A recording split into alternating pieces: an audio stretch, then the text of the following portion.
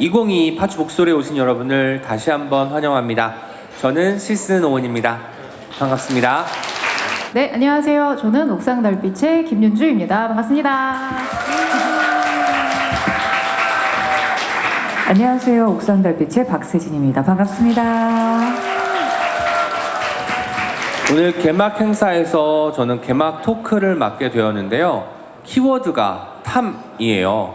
탐에 대해 지금까지 알고 있었지만 차마 말하지 못했던 이야기들을 이 자리에서 이야기해보려고 합니다.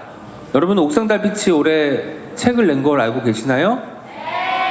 올해 출간된 에세이에도 고스란히 담겨 있습니다. 실제로 내가 삶에서 중요하게 여기는 것이 어떤 것인지가 산문으로 잘 풀어 헤쳐졌는데요. 소소한 모험을 계속하자라는 제목의 책인데, 네. 세진님, 이 책 어떤 책이죠? 이 책은 저희가 팀 하면서 그리고 친구로 알아온 그 13년 만에 나오게 된 책인데요. 서로 서간문으로 편지를 쓰듯이 쓰게 됐고요. 아주 가까운 친구이기 때문에 하지 못했던 그런 말들도 이 책에서 담지 않았나. 저는 이 책 읽으면서 관찰의 중요성, 다르게 보고 다르게 생각하기가 얼마나 일상을 아름답게 수놓을 수 있는지, 그것이 어떻게 음악으로 노랫말로 옮겨질 수 있는지를 깨닫는 시간이었고요. 옥달의 음악을 들으면 가사가 귀에 약간 스며들듯이 들어올 때가 있어요. 노랫말을 쓸 때 나는 이런 걸 꼭 중요시 여겨라고 하는 어떤 신조나 이런 것들이 있을까요? 좀 담백하게 쓰는 거를 더 좋아하긴 하는 것 같아요. 아니면은 미사 여구를 다 갖다가 꾸미는 것보다는 좀 그 속성이라고 해야 되나요? 그거를 잘 생각해보고 네. 좀 담백하게 쓰고 싶어하는 그런 느낌이에요. 담백하게. 네. 가사 쓸 때 제일 중요한 건 제 얘기를 쓰는 것 같아요. 이게 내가 갖고 있는 생각들을 가장 솔직하게 적는 거. 그래서 그 솔직함이 너무 부담스럽지 않을 정도의 솔직함을 쓰고 싶다라는 생각은 하고 있어요. 그래서 옥달님들 음악 들어오면 부담이 없는 것 같아요. 담백해서 그럴 것 같아요. 이게 아까 서간문이라고 말씀을 해주셨는데, 가깝기 때문에 이 서간문을 쓰기도 어려운 지점도 있었을 것 같습니다. 그런 부분에 대한 이야기 좀 들려주시죠. 윤주님 어땠나요? 말씀하신 대로 가깝기 때문에 좀 얘기하기가 오히려 어려워서 얘기를 못했던 것들을 책으로 하게 된 것 같아요. 진짜 죽음에 관련된 거나 되게 깊은 이야기들은 저희가 자주 이야기를 하지는 않다 보니까 책을 쓰면서 세진이가 이런 거에 대한 되게 깊이 있는 생각을 듣게 돼서 오히려 그런 거는 더 좋았던 것 같고요. 저는 여기 소소한 모험이라고 되어 있지만, 모험과 탐험, 이번에 파주 목소리의 키워드가 탐이잖아요. 두 분은 탐하면 떠오르는 단어, 탐하고 탐이라는 말 들었을 때 바로 떠올랐던 단어가 있어요? 저는 오늘 계속 많이 얘기했던 탐험. 탐험. 네, 탐험이 탐험. 제일 먼저 떠올랐어요. 세진님은 똑같이 탐험하면 안 되지 이제. 그쵸? 네, 저는 그냥 약간 비슷하긴 한데 탐색입니다. 탐색. 어쨌든 탐험과 탐색은 새로운 것을 좀 알아가려는 그런 마음이 담긴 단어인데, 실제로 어떤 낯선 것이나 새로운 것을 시행할 때 네. 기꺼이 한번 해보자라는 마음이 강한가요? 근데 그게 안전이 보장이 되어 있느냐가 약간 안전. 예를 들면 이런 거죠. 유럽 여행을 갔어요. 아하. 갔는데 막 이런 데 저런 데를 막 가보고 싶잖아요. 위험을 무릅쓰고. 네. 근데 너무 위험한 동네는 제외한다든지 나름의 어떤 그런 룰이라든지, 그 탐험과 탐색이긴 하지만 최대한 안전을 좀 지키면서 하고 싶어하는 마음이 좀 있어요. 좀 무서운 게 많아요, 저는.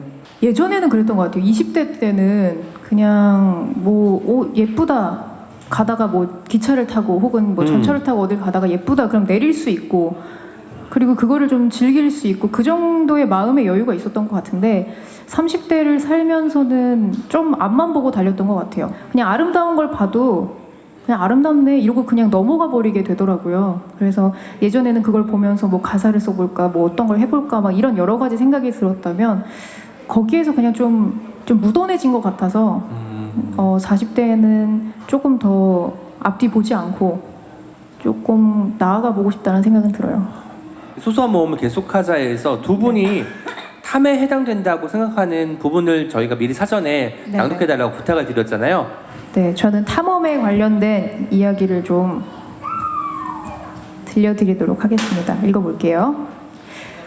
책임져야 하는 일들, 책임져야 하는 사람들이 많아지고 무언가를 쥐인 손을 펴는 게 더 어려워지면서 이런 즉흥적인 생각과 행동들을 점점 낭만이 아니라 무모함이라고 생각하게 되나 봐. 그런데 아무리 무모하다 해도 용감한 낭만은 놓치고 싶지 않아. 무모하다고 느껴질 수 있는 상황에서 용기가 발현될 때 이런 시도가 설령 실패로 끝날지라도 점점 무뎌지고 굳어지는 마음을 부드럽게 만들어줄 수 있다고 생각하거든. 나이가 들어서도 현실적인 생각들에 짓눌려 어떤 것도 하지 못하고 그 자리에 멈춰 서 있는 일은 없길. 아쉬움과 후회로 울고 있지 않길 바랄 뿐이야. 언제든 세 번째 걸음마를 뗄 준비는 되어 있으니까. 그러니까 탐하는 마음이 모험이 되기 위해선, 실제로 실행이 되기 위해선 용기가 필요하다라는 의미로도 받아들여지는 대목이었습니다. 네네. 세신님은 어떤 꼭지 준비해 주셨어요? 제가 말했던 키워드는 탐색이었잖아요. 네. 무언가를 찾는 여정을 그린 겁니다. 평소라면 위스키에 소독약 냄새가 난다고 얼굴 찌푸리며 난 안 마실래 라고 바로 얘기했을 텐데 바텐더의 거부할 수 없는 제안에 이끌려서 시작한 칵테일 어드벤처는 정말 즐거운 경험으로 남았어. 손 안 가는 영화 보기만큼이나 칵테일 어드벤처도 소소하지만 꽤나 의미 있는 모험이더라. 위스키에 숨겨진 매력과 아름다움, 그리고 이런 작은 모험도 설레고 즐거울 수 있다는 사실까지 알았으니 말이지. 이렇게 찬찬히 생각해보면 세상 모든 게 하나하나 저마다의 쓸모와 나름의 미학이 있어요. 그렇지? 입니다. 네. 저도 탐하면 떠오르는 게 저는 탐욕이었어요, 처음에. 그리고 그 다음에 떠오르는 게 탐미. 탐미가 두 번째였는데 탐욕이 담긴 시 한 편을 여러분에게 들려드리려고 합니다. 시 제목은 식충이들입니다. 뭐냐면 되게 탐욕이 많은 사람들을 이야기하는 거겠죠. 한번 들어주세요. 식충이들. 밥을 먹는다. 습기 먹은 김을 먹고 인분을 먹고 자란 돼지고기 2인분을 먹고 고기를 구울 때 나는 탄내도 덤으로 먹는다. 풀 먹은 옷을 입고 담배를 뻑뻑 먹으며 출근을 한다. 동료들에게 빌어먹을 골탕도 먹고 겁을 먹고 찾아간 부장에게 욕도 한 두어 바가지 얻어먹는다. 왕년에는 식은죽 먹기로 1등을 먹었었는데 어떤 일이든 척척 거저 먹었었는데 식욕은 왕성해지는데 먹어도 떨어지는 게 없다니. 나는야 벌레 먹은 사과처럼 흉해져서 물 먹은 솜처럼 가라앉다가 자살골을 먹고 스스로 입을 열어 레드카드를 먹는, 자면서도 어김없이 끊임없이 틀림없이 산소를 먹는, 그러면서도 항상 배고프다고 소크라테스처럼 투덜거리는, 당신은 예외라고 생각하는가? 앉은 자리에서 손 하나 꿈쩍 않고 1397바이트를 소화시킨 무시무시한 당신은. 이렇게 끝나는 시입니다. 와.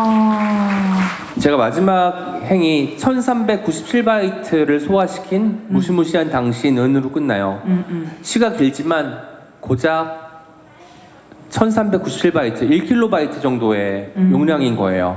근데 아마도 이제 음악을 만드시다가 이렇게 이제 책 작업을 하고 나니까 한 권의 분량의 책 원고인데도 몇 킬로바이트밖에 되지 않는다는 거에 좀 충격을 받기도 하셨을 거예요. 맞아요. 책은 가장 적은 단위로 이렇게 굴러간다는 생각이 들어서 이 시를 쓰면서 뭔가 제가 그래도 식충이 중에서는 뭔가 좀 온건한 식충이, 소심한 식충이가 아닐까라는 생각을 하기도 했었습니다.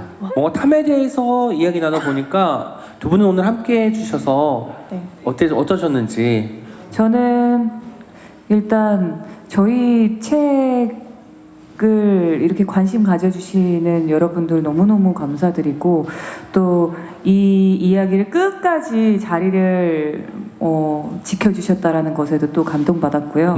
덕분에 너무 즐거웠고요. 네. 또 좋은 글 들려주셔서 감사합니다. 아무튼 두 분이 앞으로 어떤 탐을 하시든 그 영역에서도 옥상 달빛처럼 은은하고 하지만 항상 확실히 떠오르는 빛을 내시면 좋겠습니다. 오늘 함께 해주셔서 감사합니다. 감사합니다. 고맙습니다.